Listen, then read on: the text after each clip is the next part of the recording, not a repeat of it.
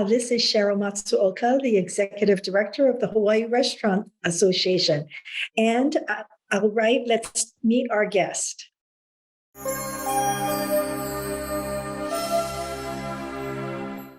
I'd like to introduce our guest today, Victor Lim. And Victor, I'll have you introduce yourself because you are involved in so many different areas of our community. Victor? Well, hi, good morning, everybody. Oh, good afternoon, everybody. It's 12 noon. Thank you for allowing me to join you today. As you know, I'm a McDonald's franchisee here in Hawaii, in Honolulu, but I'm also a former chair of the Hawaii Restaurant Association. And for the past 15 plus years, I have been acting as the legislative lead for the Hawaii Restaurant Association, dealing with all the government issues at the state level as well as county levels that affect our restaurant business. And so in that capacity, I'm here to join you this morning or this afternoon, Sheryl, and I'm yours. Thank you so much, Victor, for being here with me today. Hawaii Restaurant Association is kicking off the year with a special event, which is our legislative meet and greet. It's our annual event. And the purpose of this event is to network with our government officials. And Victor, we were just talking about it a little while ago. One of the recurring comments that I hear from our government officials is they need to hear from our restaurateurs. Isn't that right? That's true. They always say that, hey, how come, usually on any particular issues, there's a lot of people that come and testify. However, with the restaurant community, hardly anybody showed up. But, and I always have to keep reminding our legislators that many of our businesses, especially the small businesses, we are working owners.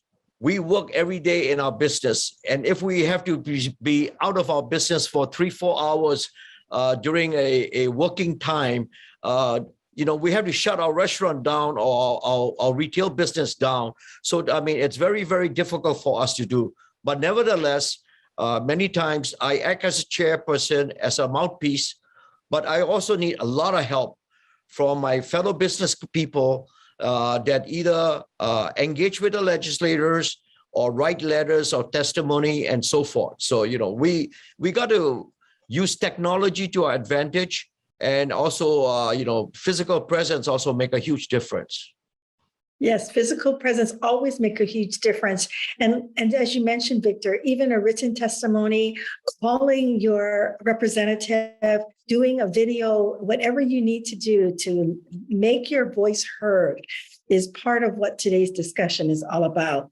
At our legislative meet and greet, which is going to be on January 30th, which is a Monday, we really want to thank our presenting sponsor, HMAA, and our silver sponsor, Giovanni Pastrami. Tickets are on sale right now, $25. And Victor, I have great news. We have really a well-attended event coming up. The list of the government officials that are attending is growing every day. So we look like we're going to have at least 125, 135 attendees, Victor. It's a wonderful opportunity for us because the legislators are going into session next week on the 18th. The chamber is doing the legislative meet and greet, but we have a specific one just for our restaurant community. And that's going to be on the 30th at the Central Pacific Bank at the tight pool at the main lobby area, first floor of the renovated Central Pacific Bank. And that's where we're going to have our reception. You're going to have a chance to mingle and meet, many of the elected officials that come by. And really, they need to see name and faces. And so, we also can reciprocate that way. And that way we can actually talk about issues that affect our business. And of course, there are a lot. There is a lot, Victor, and you're right. The event starts at 5:30. Tickets are already on sale, so please purchase your tickets. I have a list of all the businesses that have already registered, as well as our government officials who will be registering. So, Victor, part of this discussion today is about our legislative meet and greet, which is an in-person event. And the other part of it is our Government Relations Committee. Our meeting in January will be held on January 26th. It's a Thursday at 4 p.m. via Zoom. So you want to talk a little bit about what our Government Relations Committee, normally how it works and what happens during the committee meeting? Well, give a typical legislative session. We have all kinds of people that talk to their neighborhood legislators and have them introduce bills that impact them. And many times it impact them maybe in a positive way, but it impact us in a negative way. Whether it's minimum wage or tip credit or things like unemployment insurance benefits, you name it. There's a pros and cons for everything. And when the issues comes up and the bills get introduced, our role is really to answer in a pragmatic, logical way, because many of the legislators that vote on it, only hear one side of the story, and they do not understand the other side. And it's our responsibility to say, hey, you got to take a look at the other side. As you know, over the last 2.5 years to the pandemic, our business community has been devastated. We got whiplash all over the place. And many of your neighborhood small businesses and many restaurants have really permanently closed. And even though pandemic is supposedly behind us, the issue has not gone away yet. I was just reading something nationally put out by the NFIB, National Retail Federation, and small businesses, that businesses to the month of December, many of the independent small businesses are struggling to pay rent.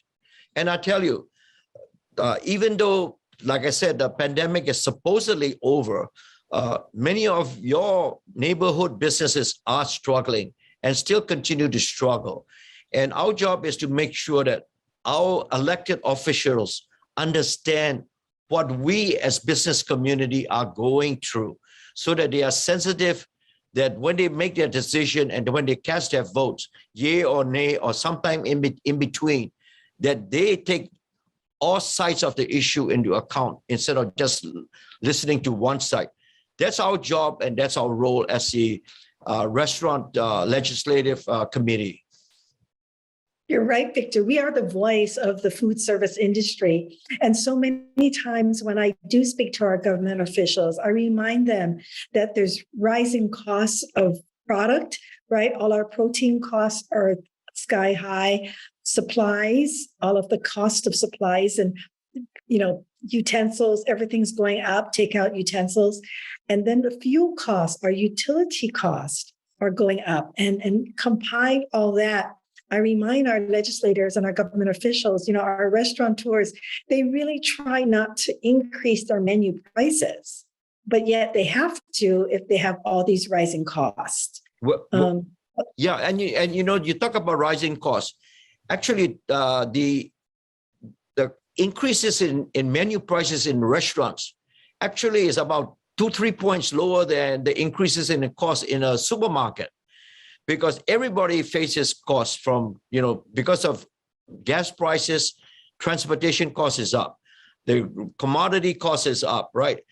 Shortage of anything and everything that you could ever imagine.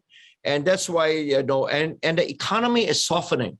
We are technically, if you look to talk to many economists, they will tell you that we are technically in a recession. And so, with the inflation, wages not going up enough, costs going up, our community, our neighbors, ourselves, our dollar is stretching a little bit less than it did before. So in this time, it's very critical for us to make sure that what we can control, we control. Yes, and you're so right, Victor. I speak to many of our community members, and they are afraid of a recession. They are afraid, and so they're not spending as much as you mentioned in luxury things.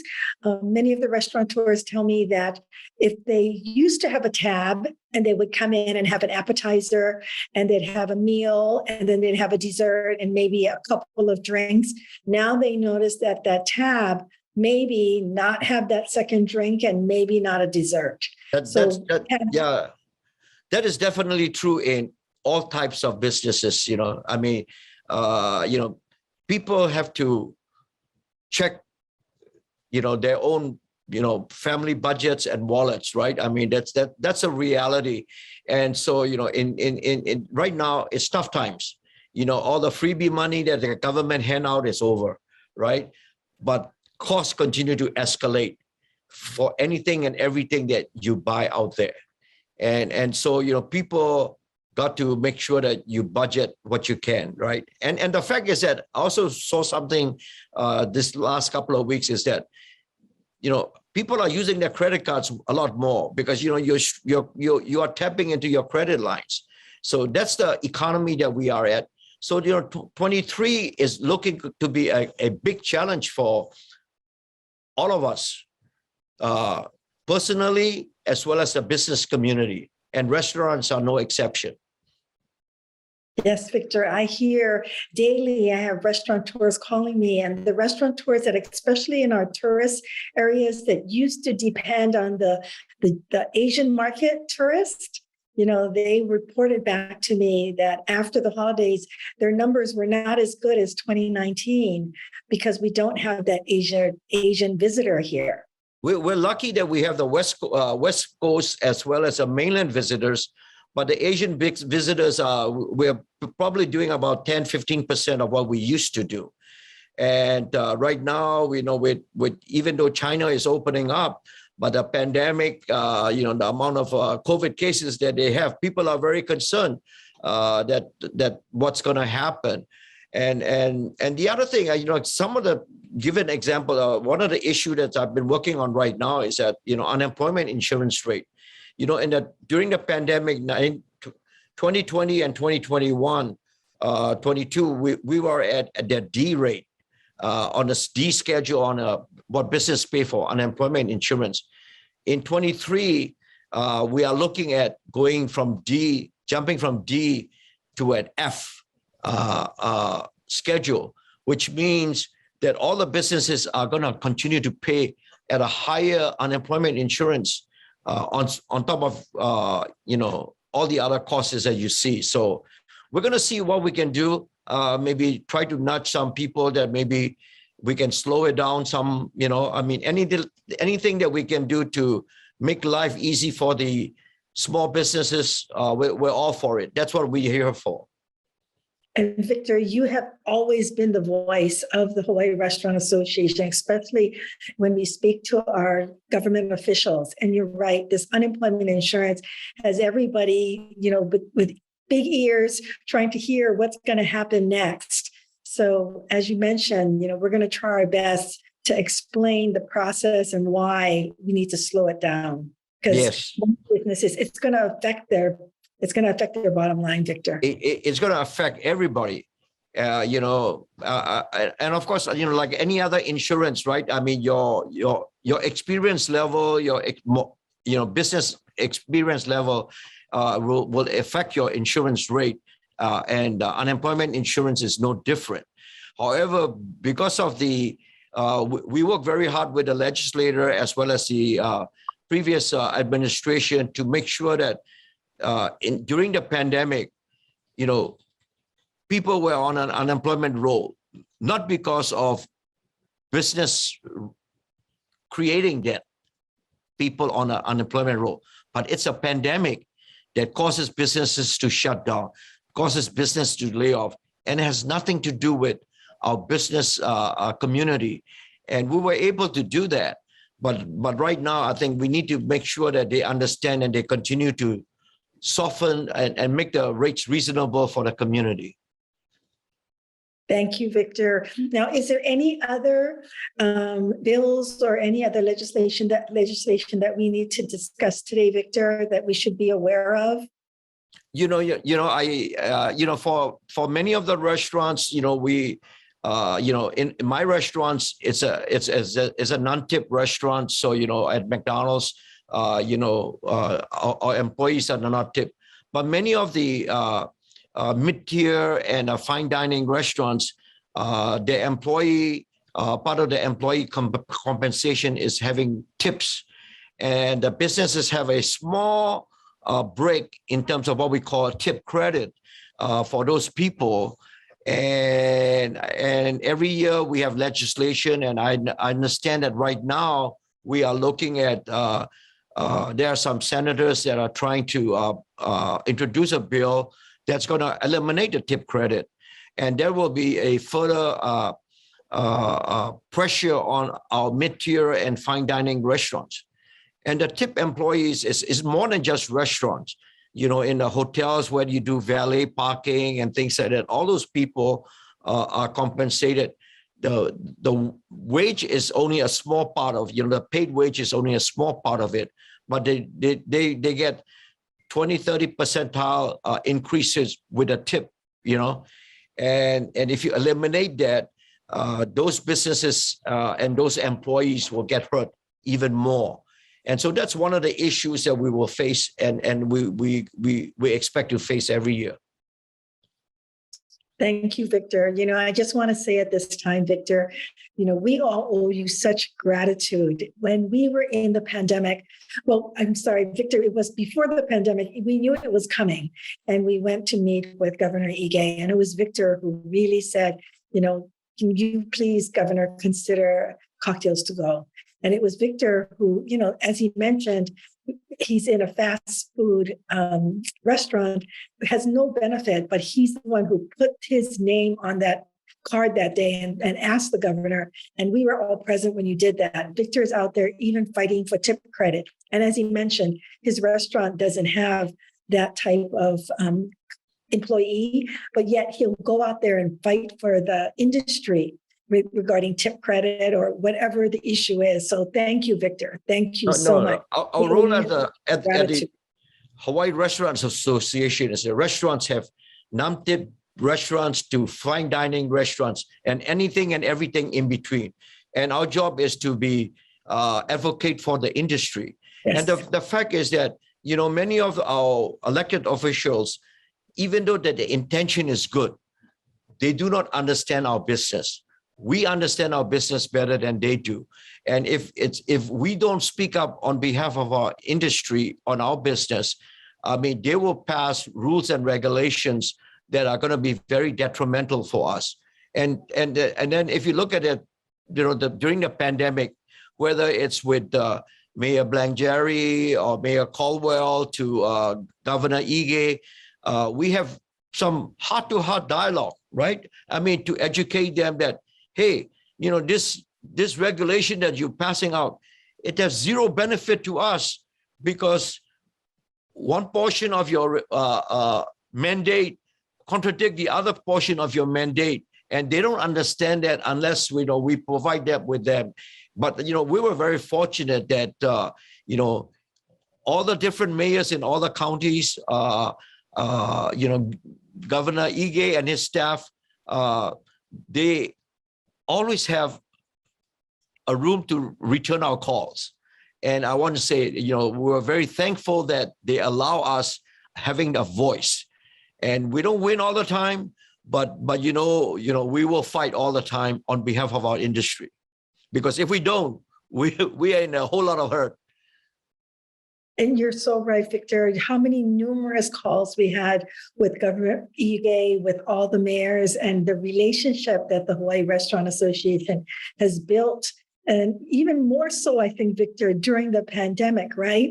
Where there was way more conversations than prior to the pandemic, has really built really, really solid, strong relationships with our government officials. And that's because, we follow the philosophy. It's always being honest. We do not exaggerate. We provide them with facts that they don't know about.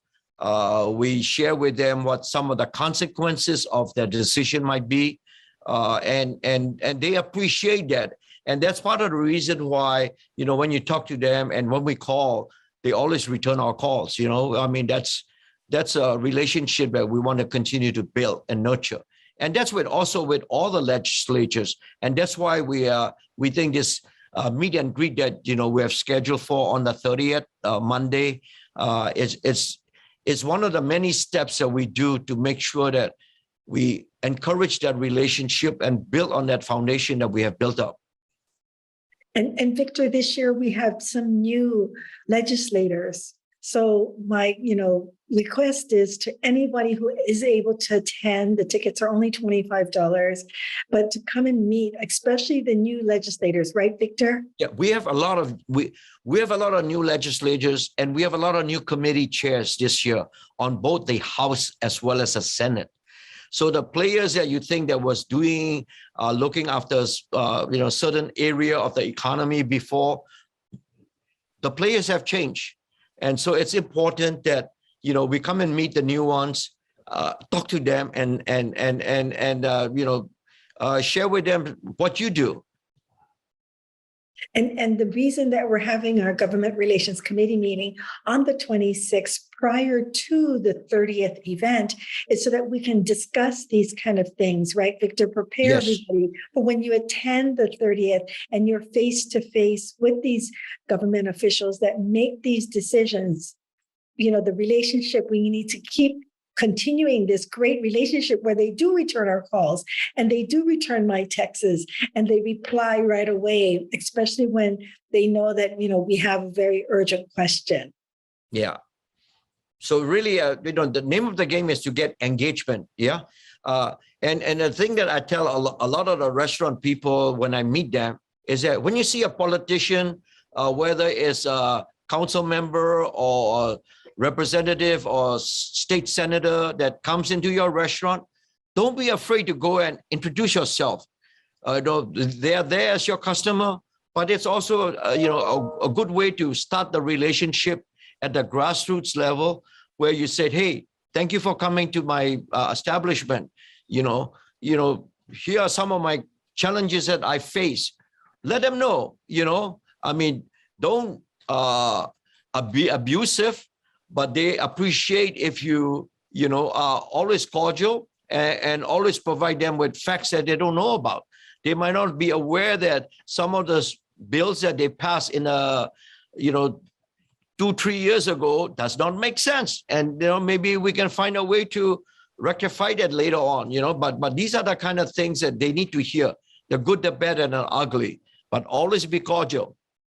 Yes, and get to know your representatives, not only your home where you live and where you vote, but also where your business is. Knowing your representative in your business district is also so important because, as you mentioned, Victor, getting to know them. So when they do call and say, we have a question and we have a comment, that they will answer the call and your business is right in their district. That's exactly, Make them more than a customer, make them a friend. And anytime you need to reach out, they will return your calls, Yes. And Victor, you do so much work.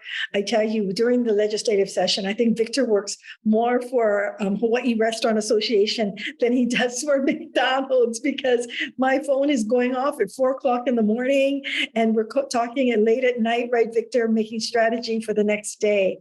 So thank you. Thank goodness for technology. We have Wi-Fi connectivity, cell phone. So no matter where I'm at, things can still get engaged. It's easy to get engaged. Right. So.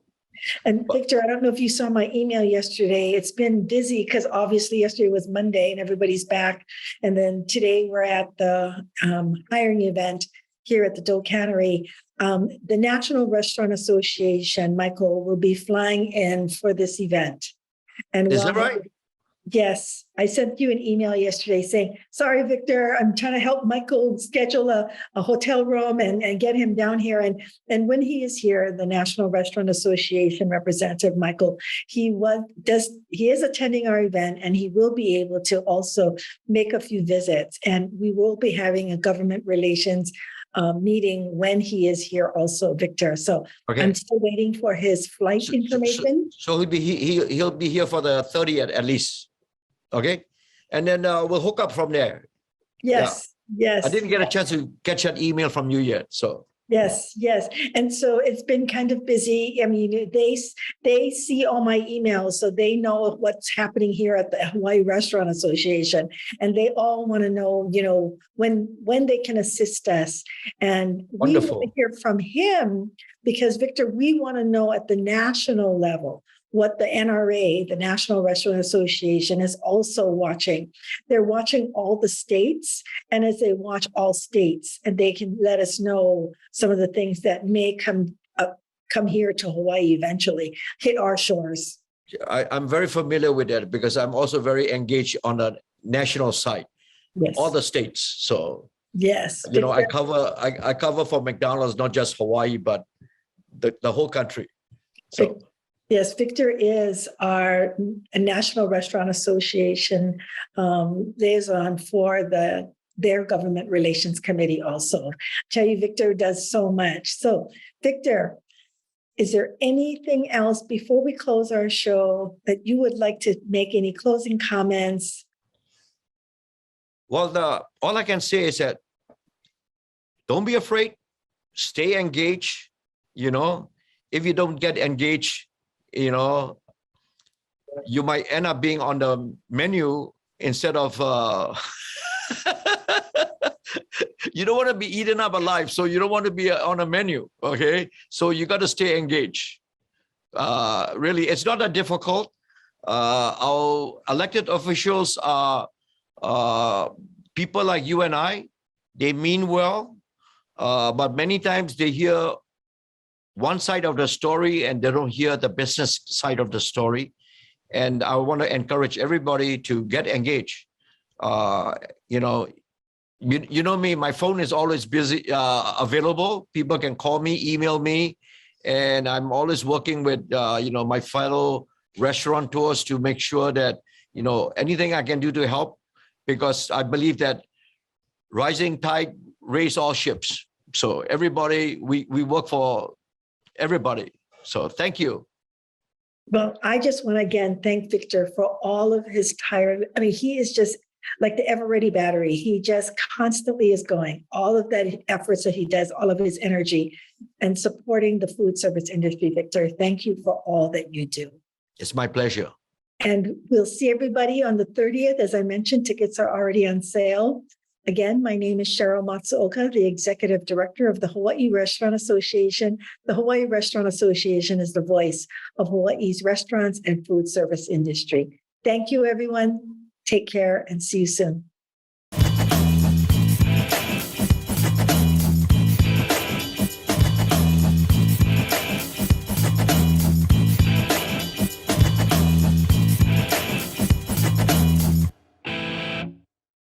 Thank you so much for watching ThinkTech Hawaii. If you like what we do, please like us and click the subscribe button on YouTube and the follow button on Vimeo. You can also follow us on Facebook, Instagram, and LinkedIn, and donate to us at thinktechhawaii.com. Mahalo.